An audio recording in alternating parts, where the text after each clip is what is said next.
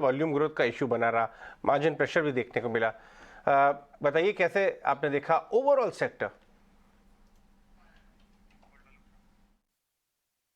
तो एफएमसीजी की बात करें तो पहले तो बात करते हैं उनकी ट्रेंड्स क्या आई है, क्या पॉजिटिव्स है और क्या नेगेटिव्स है। तो अर्बन डिमांड जो है वो ये टाइम भी अच्छी रही थी, रेजिलेंट रही थी। मेनली जो वीकनेस रूरल में दिखी थी उसको ऑफसेट करती है अर्बन डिमांड ने। Margins yes year on year basis decline हुए थे पर इंप्रूव हुई है सिक्वेंशली। इन्फ्लेशन कम हो रहा है रॉ मटेरियल प्राइसेस का, तो मार्जिन्स में भी इंप्रूवमेंट आई हुई है।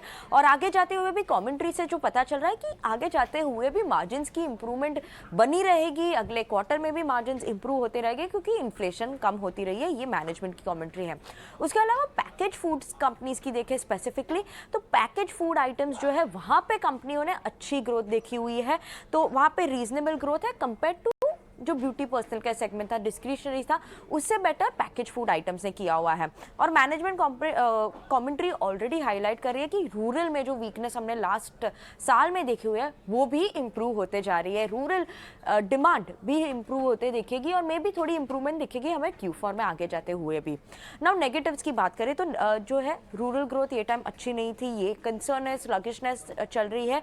पर यस ये एक इंपॉर्टेंट फैक्टर है वॉच आउट करने के लिए और ये मेनली इंपैक्ट हुआ था ग्रोथ कंपनीज के लिए। रूरल कम थी इसीलिए ग्रोथ भी थोड़ी इंपैक्ट हुई थी ये टाइम Q3 में कंपनीज के लिए।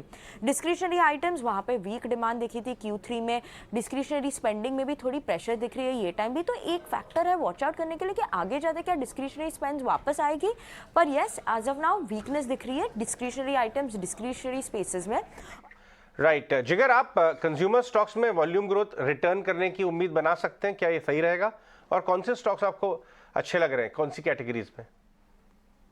जी अजय, मुझे लग रहा है कि थोड़ा सा डिफिकल्टी है वॉल्यूम ग्रोथ। अगर आप थोड़ा सीजनल एडजस्टमेंट्स छोड़ दें तो पोस्ट दिवाली एक ये ट्रेंड बन रहा है कि डिस्क्रेशनरी कंजम्पशन सब जगह पे, आप फुटवेयर से लेके किसी भी कैटेगरी में देखें तो स्लो डाउन है, ये इमिनेंट है। एंड आगे चल के अगर आप सोइंग देखें, एग्रीकल्चर सोइंग, ये भी कोई बहुत अच्छी फॉरवर्ड वार्निंग नहीं दे रही है। तो अगर राइस और उसकी आप सोइंग देखें, ऑयल सीड्स, आई थिंक ये दो कैटेगरी में काफी इश्यू है। तो अगर आपकी बेसिकली एग्री इनकम नहीं ग्रो करने वाली तो आपका वॉल्यूम क्लियरली क्वेश्चनेबल है। ये क्वार्टर में भी मार्जिन पे बहुत क्लियर आंसर था कि विद कमोडिटी प्राइस इन्फ्लेशन वो लोग पूरा तरीके से पास नहीं कर पा रहे हैं। तो मुझे इतनी उम्मीद नहीं है कि इन अ वे इनका बहुत स्ट्रॉन्ग रिकवरी होगा।